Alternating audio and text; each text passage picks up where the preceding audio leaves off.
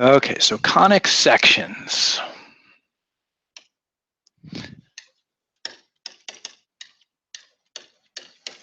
So last week I gave a brief intro to conic sections, and one reason they get their name is from cones, where we slice a plane through the cone. There you go, you want one? And the types of shapes we get, depending on the angle of the slice through the cone, are either a parabola, a circle, an ellipse, or a hyperbola. Okay. There are what are called degenerate conic sections, which are two intersecting lines or the point where these two infinite cones meet. We're not going to worry about those too much. And then there are other definitions of conic sections that were discovered sometimes independently. And so I'm going to take a look at some of those other ones. So for example, let's start with the parabola. And I'm not going to do too much with hyperbolas, but I'm going to do a little bit just because they have asymptotes and asymptotes are fun. But mostly I'm going to focus on parabolas and ellipses over the next few days. So one definition of a parabola that's a little bit different than the traditional just y equals x squared kind of definition is that it's the set of all points, and I believe I wrote this down last time,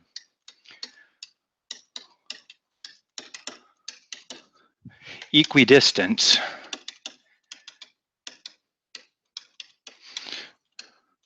from a fixed point known as the focus and a fixed line known as the directrix.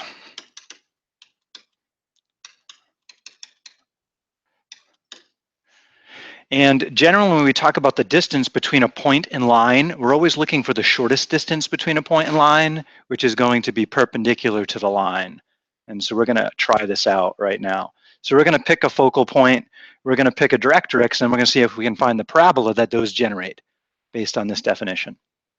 So this is where your graph paper is going to come in handy, along with a little algebra.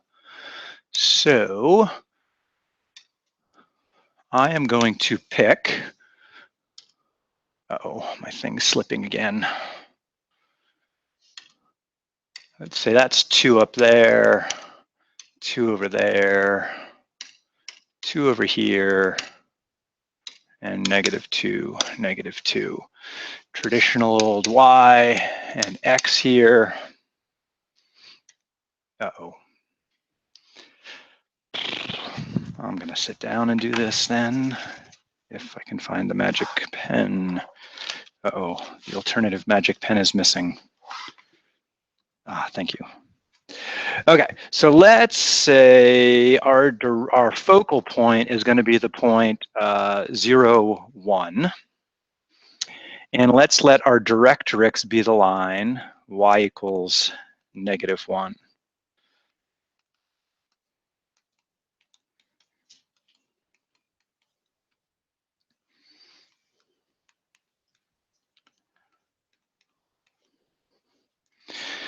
And then right away, again, we're looking for points that are the same distance from each. I can say, well, hey, a point at the origin is right in between. So I have equal distances on each side of that.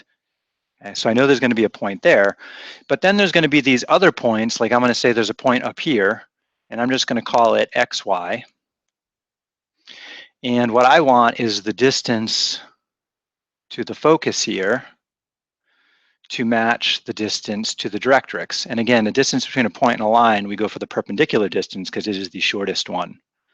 So I'm trying to find points xy such that this distance matches that distance right there. So just write it down this way. Distance to focus equals distance to directrix.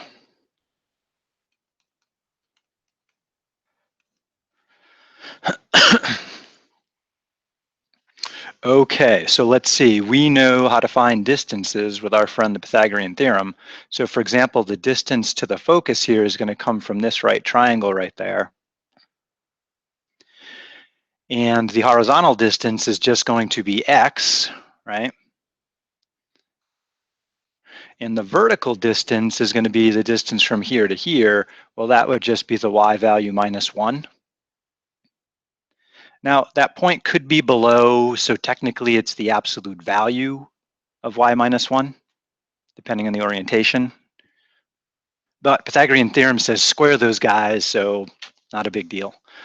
So for the distance to the focus, I get, according to the Pythagorean theorem, x squared is one leg, y minus 1 is the other leg, square them, add them up, take the square root. There's my distance to the focus. Distance to the directrix, well, that's just this vertical distance here. The distance from the y value to -1, so that's going to just be y minus -1. And it's vertical, there's no need to square or square root anything, it's pretty straightforward. So then I get this distance has to equal y plus 1.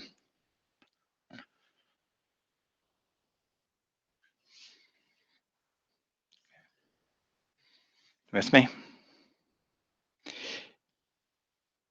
If we wanted to apply the Pythagorean theorem there, we could, in which case we would find x is 0 because we haven't moved horizontally, we're just going vertical, and we now end up square rooting a square, which would take us back to this. Since the y value is always going to be above the directrix, the absolute value will always be positive, so it kind of resolves itself. All right, we have to solve this for y. We don't have to, but I think we should, just for fun. So let's see, what should I do? Square both sides? Yeah, so then I'm going to get x squared plus y minus 1 in parentheses squared is equal to y plus 1 parentheses squared.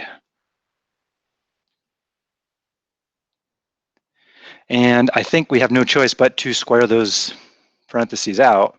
So that's going to give me an x squared minus, or plus, sorry, y squared minus 2y plus 1. On the other side, we're going to get a y squared plus 2y plus 1. And some things kind of volunteer to go away. Like we can subtract y squared from both sides. And we can subtract 1 from both sides. And what's left appears to be, we have an x squared on one side. We could add that 2y to the other side right here. So x squared is equal to 4y. Or dividing by 4, we think the set of points we have is y equals 1/4 x squared, which is definitely a parabola. So my point was just to show the definition does lead to a parabola. And you can pick any line and any focal point that you want. The directrix does not have to be horizontal or vertical. If you choose it to be not horizontal or vertical, then you get a rotated parabola, depending on that. And there are ways, we're not going to spend much time on that, to study the angle of your directrix and how that relates to the terms you end up with in your parabola. If you do have a rotated directrix, i.e. a directrix that's not horizontal or vertical, then you're going to have a bunch of xy terms that you can't separate out. And so the rectangular version of one of those slanted parabolas is rather nasty, complicated. And not easy to solve for y.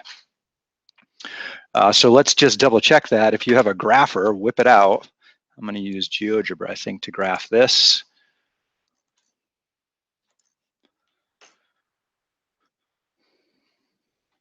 Because GeoGebra calculates distances for me. So I'm going to enter in my formula of y equals 1/4 x squared. And then I'm going to plot my focal point, which is the point 0, 1. And then I'm going to plot my directrix. This is y equals -1. And then I'm just going to pick some point on this curve. Let's say this one right here. And I want to see what is its vertical distance and what is its distance to that point to see that they do match up. Okay, it's just for fun. And we engineered them so that they should, right? That was how we started out. So let's see, somewhere GeoGebra will measure distances. All right. So I want this distance from A to B, and GeoGebra says it's 4.41 at the moment. Let's see if it can handle a distance to a line. Ooh, it can, nice. Let's blow up that font for our internet audience. Where is that? That's under options, font size. Let's go 24. Oh, that's nice. And the other cool thing about GeoGebra, since I just said, hey, put the point on the line, I can move the point, and we can see as I move the point, the distance to the focus is always going to match the distance to the directrix there, which is how we engineered it to be. So that's kind of fun. All right, so that's the parabola. Let's take a look at the circle. I think you're all pretty familiar with. And I'm going to just go to its traditional definition. We'll come back to focus and directrix later. For a circle, it's the set of all points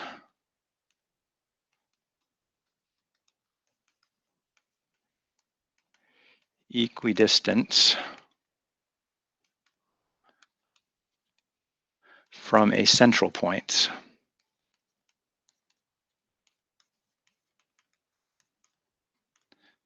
Okay. And so just for fun, review of a circle, let's suppose I pick a center of, how about 2, 1. And then I'll pick for my equidistant, that's our radius, let's go with r equals 5. And so from that central point, if I go 5 in any direction, I'll have points on this. So 1, 2, 3, 4, 5. So out here at 7, oh, it's going to head up off my view here. That's okay. 1, 2, 3, 4, 5, 6.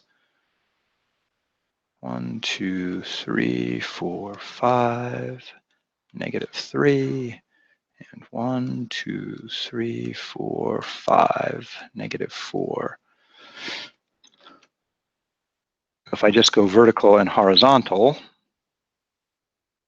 and I'm going to have a point over at 7, 1. I'm going to have a point at -3, 1.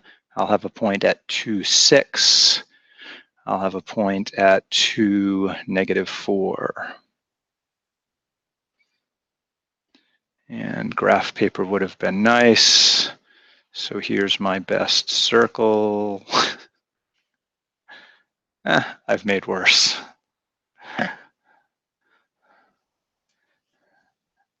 And so if we pick some point here and call it xy, we can then, from the center, make a right triangle.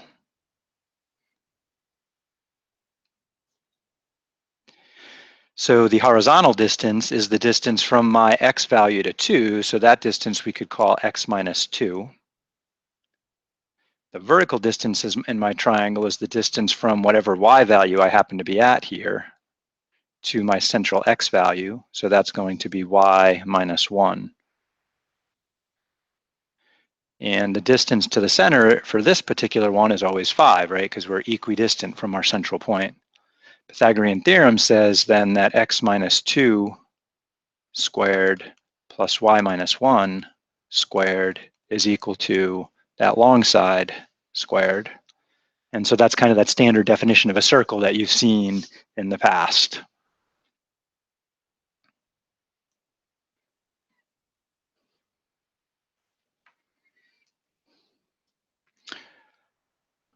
All right.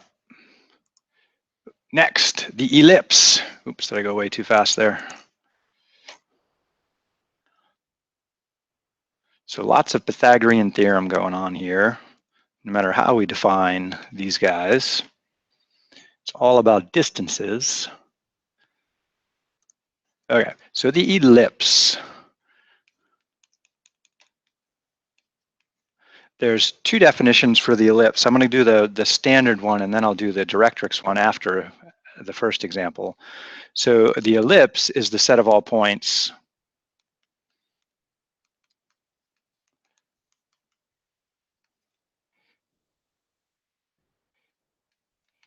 equidistant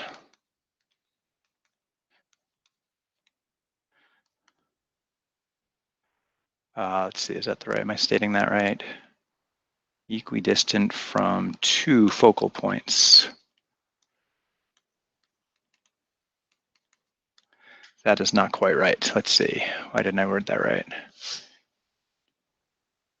No, the sum of the distance to the focal points is constant, sorry. Let's see, set of all points whose sum, let's correct this, set of all points whose sum of distances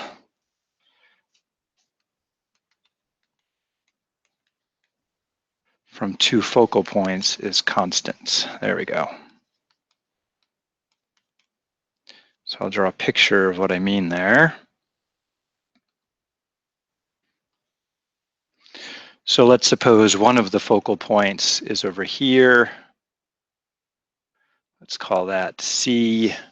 And the other focal point is over here. Let's call that negative C. I'm trying to find points X, Y, so that, let's call that distance 1 and distance 2, that distance 1 plus distance 2 is equal to some constant.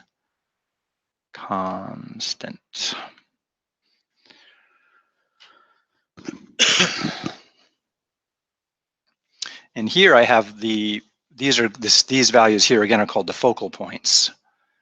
And here I have them symmetrically around the origin, but it doesn't have to be that way. They can be anywhere.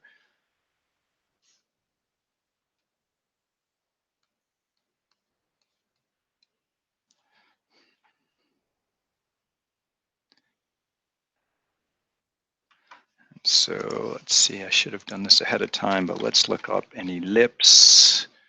Oops, I'm not in the right spot. There we go. Ellipse animation. I bet we'll find something cool here. Let's try that one. So here we have those two distances and they're keeping them constant and they're tracing out an ellipse. And one, oops, let's go back. How do I go back? Stop it. Oop, wrong button. Play? Replay? Oh gosh. Anyway, YouTube. One way to make it yourself is to put two fixed points on a piece of paper like with pins, and then take a string and tie the string to the pins with some fixed, obviously you'll have a fixed length then, and then stretch out your pen with the string and start trying to trace with the string taut. And what you'll see is you'll end up with an ellipse, which is kind of cool. So we're going to try and build that right now. And let's see, I guess I'll go with this version right here. We'll do a more complicated version in a minute. So new page. And let's put our focal points at 1, 2, 3, 4, and 1, 2, 3, 4, negative 4 there. So those are going to be our focal points. And then let's let our constant distance,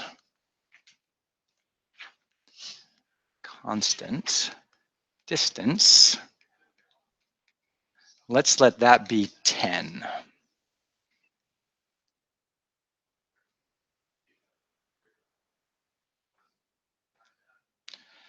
So just something to think about for fun. If we were looking for the point that's all the way out on this edge over here on the right, that point would have just a little short distance to get to this focus, and then it would have a longer distance to get to that focus, right? So one thing we know for sure is that any point out here on the x-axis is certainly going to have a distance of 8 plus a little bit to get over here, right? Okay, so if we know we have a distance of 8 covered and we have to cover 10, what's left? 2, right? Okay, so that means the distance to this point and that extra distance has to be that 2. So what do you think that extra distance has to be then?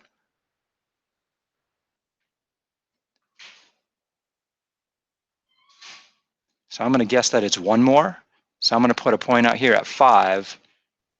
And to get from here over to there, I'll have 8 plus 1, which is 9. And to get from here to there, I have 1 more, which gives me a sum of the two distances of 10. So for sure, I'm going to have a point out there at 5. Just kind of thinking about that, the sum of the two distances to the foci has to be equal. Okay. Guess what's probably going to happen on the other side? At -5, I'm going to have another point also, because to get from this point over to that one is going to be 9, and this one to that one is 1 more. So there's my total distance of 10 to each focus. All right, so let's get rid of that extra stuff. So right away, I can guess at 2 points.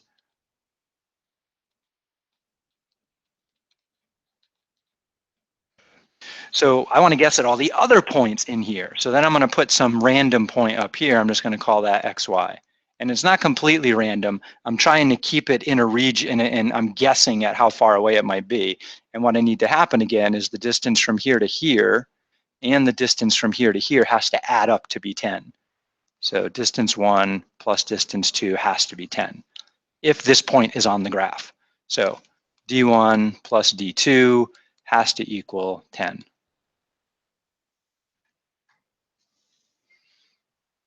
All right, so now we have some funky algebra to do. We have to calculate those two distances using the Pythagorean theorem. So with the closer one here, I'm going to have this right triangle, and that has a horizontal distance from whatever this x value is over to 4. Okay, so we could say that distance right there is 4 minus x, but we're going to square it, right? So we could call it x minus 4 if we want. And I find it more convenient to call it x minus 4. Okay, so I'm going to have an x minus 4 squared. And then vertically, it's just the distance to the axis, which is just y. So I'm going to have a plus y squared. And so distance 1 is that right there. Distance 2 is going to have a similar triangle. I have one leg of that triangle drawn here, and the other leg is way out there. So for that one right there, here I'm going to have the distance between x and -4, which would be x minus -4 or x plus 4. Pythagorean theorem says you got to square that. And then the vertical distance is still just y, so I'm going to have a plus y squared there. Add those guys up, they have to equal 10. Now we have one of those fun radical equations that has more than one radical. The only way to get rid of a radical is to square it. But here we have to square both sides of the equation, which means I'm going to have some crazy distribution. Common thing to do is take one of these guys and throw it to the other side. Otherwise, we'll have a radical times a radical, which gets kind of messy. So I'm going to rewrite this as the square root of x minus 4 squared plus y squared equals 10 minus the other one.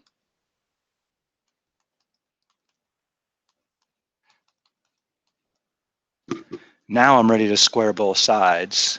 So on the left side, it works really nice. I just get my x minus 4 squared plus y squared. But on the right side, I've got to multiply this guy by itself. Okay. When I do that, I'll definitely get a 10 squared, which is 100.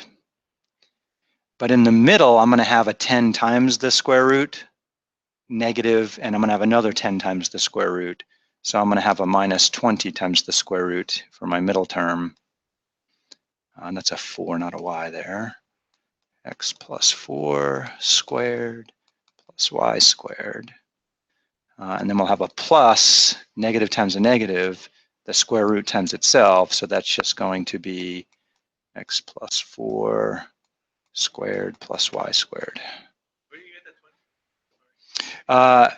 I'm multiplying this thing by itself. So I'm going to have a 10 times the square root and another 10 times the square root. Yeah, so that's the 20.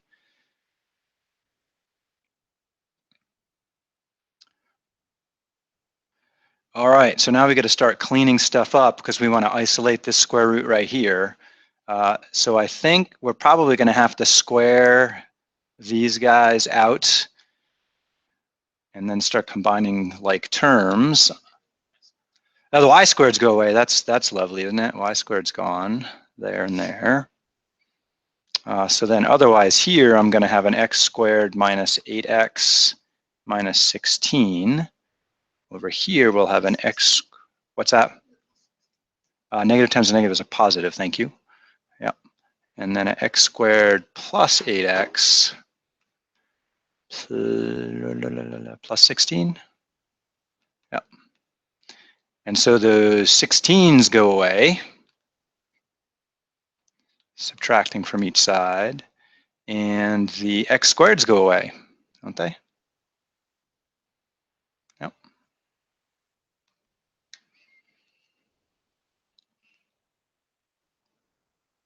Okay, so what is left? So let's see, I guess I will subtract this 8 squared to the other side. And I'm going to subtract the 100 to the other side. So I think I've got negative 16x minus 100 equals negative 20 times the square root.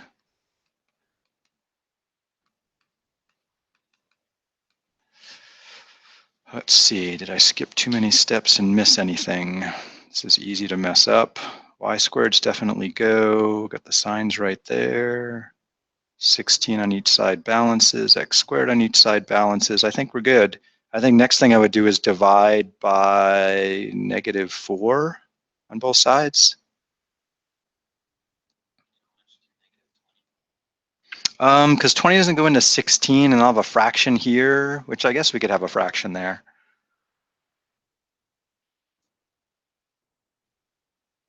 Okay, let's go with a fraction then. So we're going to divide both sides by negative 20. So that'll give me 4/5 x, is that right? 4/5 x plus 5 equals the square root, which is what, x plus 4 in that one, plus y squared. Double check. Divide by negative 20. 4 goes into both of those. Yeah, that's right. 20 goes into 105 times. Yep. Okay, I think we're all right. And we're ready to square both sides again. Square. And so we get 6. Oh no, I got to multiply that by itself. Okay, so 16/25 x squared. My middle term, 5 times 4/5 is 4, and there'll be 2 of those, so that's going to be a plus 8x in the middle, plus 25 is equal to x plus 4 squared plus y squared. Okay. And we're going to have to multiply out the x plus 4 times itself, which will give me an x squared plus 8x plus 16. We still have that y squared hanging out there. So the 8x's removed themselves from the equation. That was nice. Thank you very much, guys. All right, and then somewhere is a sign error. Maybe, maybe not. No? Nope, we're good. All right, so I think what I would do next is I would take the 16 over to the other side. And that's going to leave us with what, 25, 9 on the left side. And then I'm going to subtract the 16/25 x squared over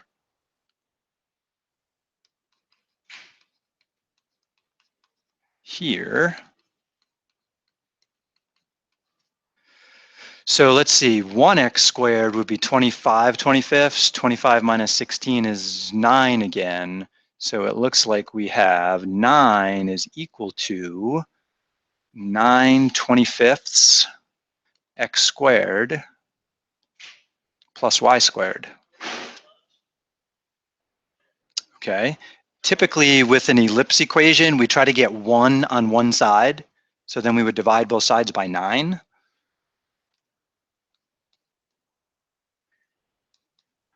So I'll have a times 1/9 distributed to the other side. And so it looks like I'm going to get x squared over 25 plus y squared over 9 equals 1. And that's a pretty traditional ellipse equation centered at 0, 0. The center here I chose to be between the two foci. The 25 is significant because that tells me that from the point between the foci, there's a point 5 to the right and 5 to the left. The 9, which is 3 squared, tells me that from the point between the two foci, there is a point straight up 3 and straight down 3. So if we go back to our graph, and we'll double check this with a computer in a minute, if I throw in a scale here vertically, 1, 2, let's say that's 3 right there, and then down here, 1, 2, 3. So I picked that point to be a little bit too high. I think I'm kind of stuck with it. There'll be a point up here, and there'll be a point down there. So I have a bunch of points on this. So this is roughly going to look like that.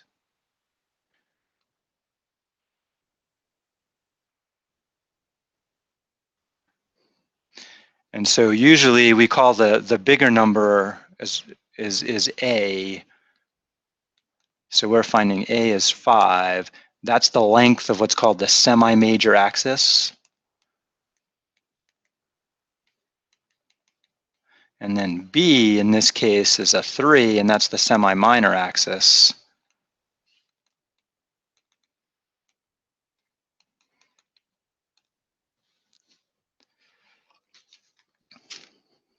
And there's our ellipse. There's all different shape ellipses. There's really narrow, long ones. There's ones that look more circular. So for example, let's just play around in a graphing program for a minute. I think I'll switch over to Desmos. So we just graphed x squared over 25 plus y squared over 9 equals 1. And so that's the ellipse we just plotted. If I wanted a longer one horizontally, I would just square a bigger number under x. So for example, x squared, let's say we went out, and, oops, wrong button, divided by 81. And then we added y squared divided by maybe 4. Set that equal to 1. And we get a longer, thinner ellipse.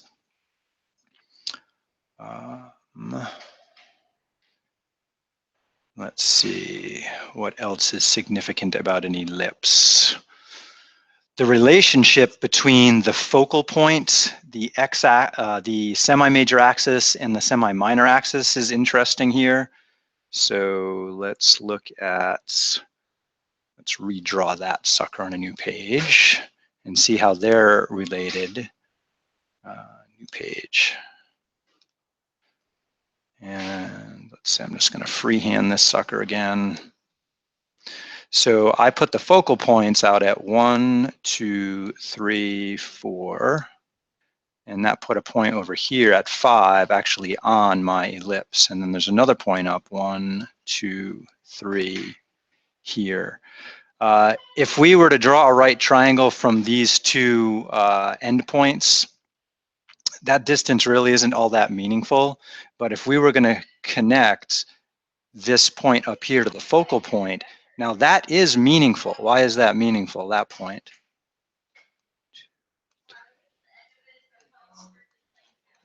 It's half that common distance that we're looking for. So I have another point here on the ellipse, then I have, this is one of my focal points there.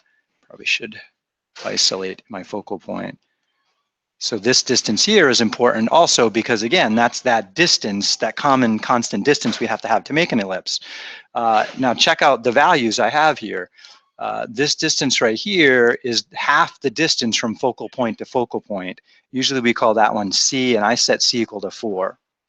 This distance vertically right here, that's that distance I said we calculated to be 3 after we went through the whole definition. And then this distance right here, well, let's see, what was our common distance? 10, right? And because I picked this point above but in the middle there, like Clint said, that's half my total distance. So this has to be 5 right here. 5 happens to be the number I called A over here. Okay, and so there's all kinds of right triangles floating around conic sections. And when we're working with an ellipse, it turns out the relationship, if we have an ellipse of the form x squared over a squared plus y squared over b squared equals 1, and C is half the distance between the foci.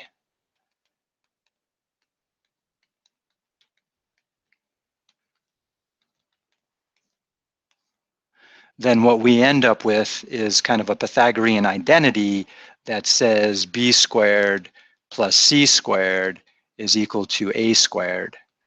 Now, in the traditional rectangular version of an ellipse, we usually know A and B and want to know where the focal points are. We usually don't know those ahead of time because it's kind of traditional to look at this equation here. And we can't see what C is there.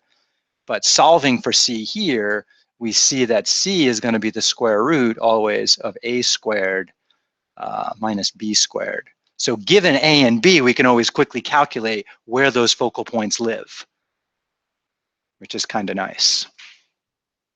And the focal points always live on the major axis. So that's another note to keep in mind. Focal points are on the major axis.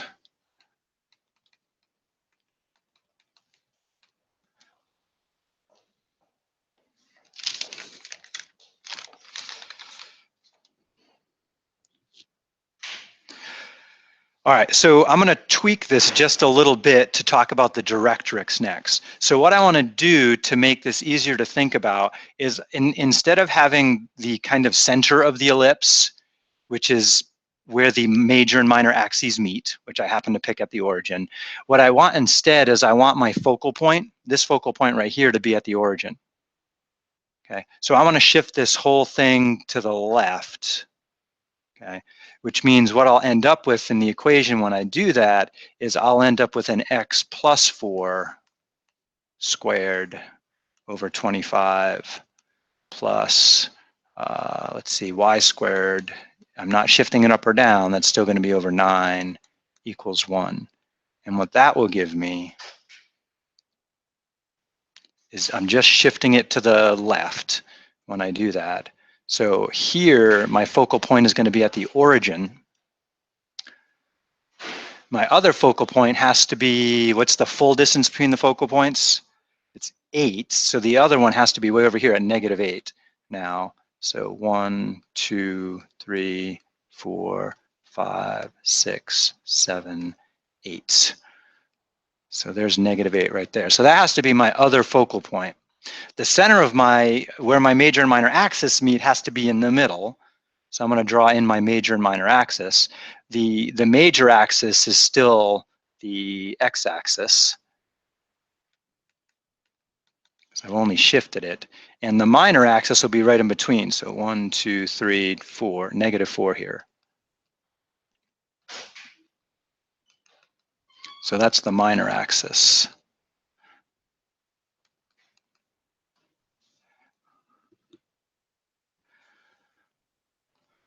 All right, so I'm going to sketch my ellipse in here again. So 1, 2, 3.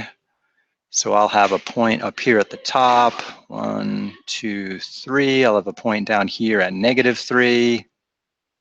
And then over 1 this way, I'll have a point at 1. And over here, I have a point at -9 over there. So my ellipse is going to look something like this.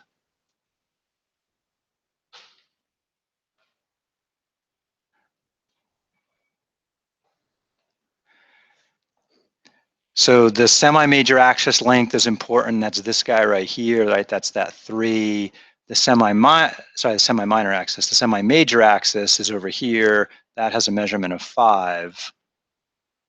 And then we have that right triangle that comes down through here. And that forms a 3, 4, 5 triangle, just like in the other one. So nothing's changed. I just shifted it over. So I want to talk about two concepts that are a little bit different here.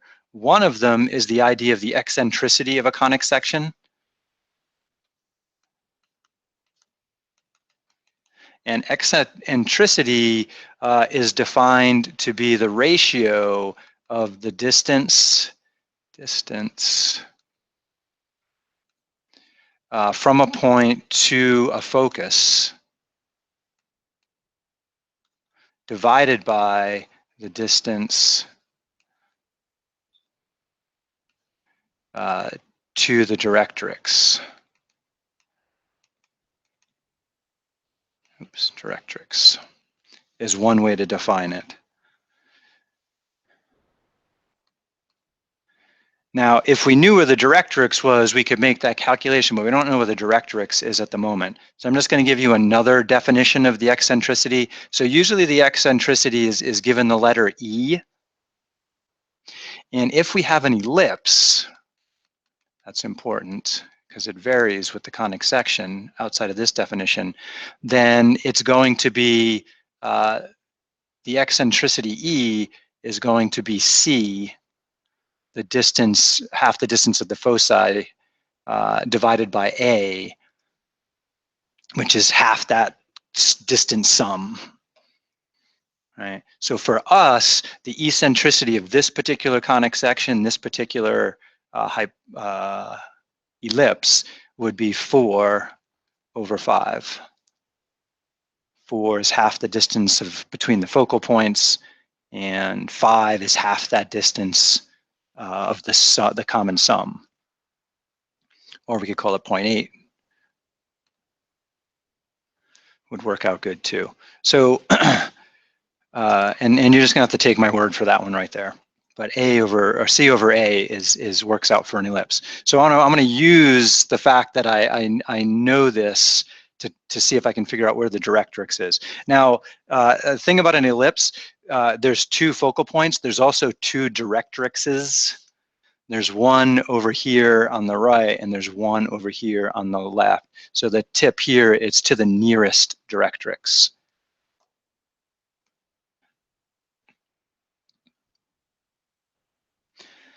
Now, remember a parabola had a similar definition before? For a parabola, from any point, the distance from the focus and the distance to the directrix, they had to be equal.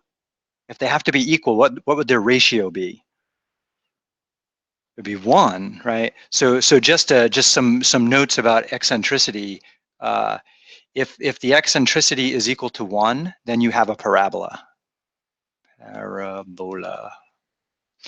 If the eccentricity is less than 1 and greater than 0, then you have an ellipse. If the eccentricity is 0, you have a circle. And if the eccentricity is greater than 1, then you have a hyperbola.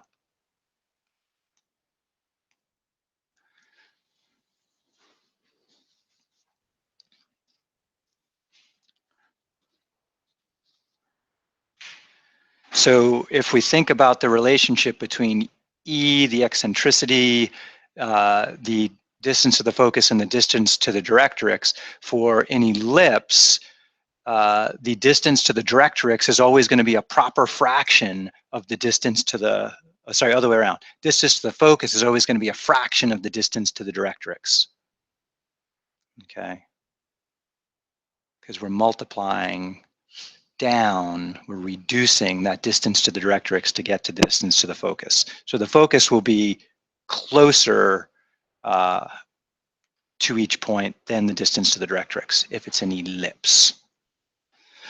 Okay, so let's find that. So just a little bit of algebra allow us to calculate that. So let's see, we have our eccentricity, E, is equal to 4/5 for this example. And then we have the distance to the focus, I'll call that df, and we have the distance to the directrix, dd. And then this applies to any point, so why not pick an easy point? And so if we come down here, or look back at our graph, an easy point to look at would be, oh, are we over time? Oh my gosh, sorry. An easy point to pick would be this guy right there, because the distance to the focus is just 1, okay? So let's just do this quick and then I'll shut up.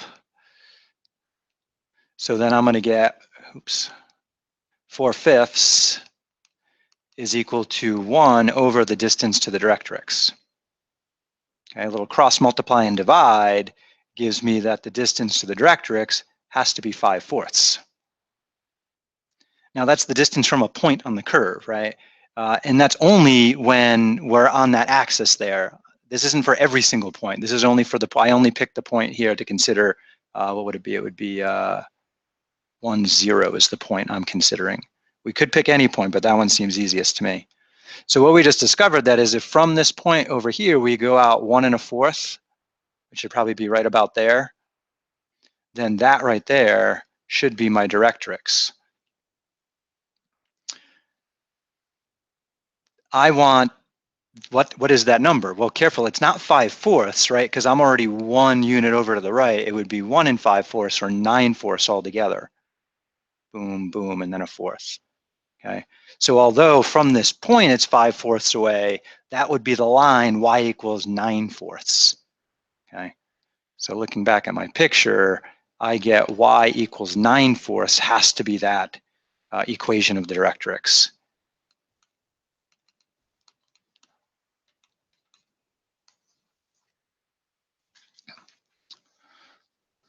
Okay, so that's enough with conic sections. So we're scratching the surface on conic sections. Most of section 5 should be kind of review stuff, which is the first part of things I did. Stuff that might be new to you is that the point, the focus directrix definition, and that sum of the common distances from the foci. Have you guys seen that one before? Does it sound familiar? Got a yes, no, maybe. Okay, so so it's review for some and not others. So have fun in there. We'll do more stuff like this, and we'll start polar versions of this stuff tomorrow also.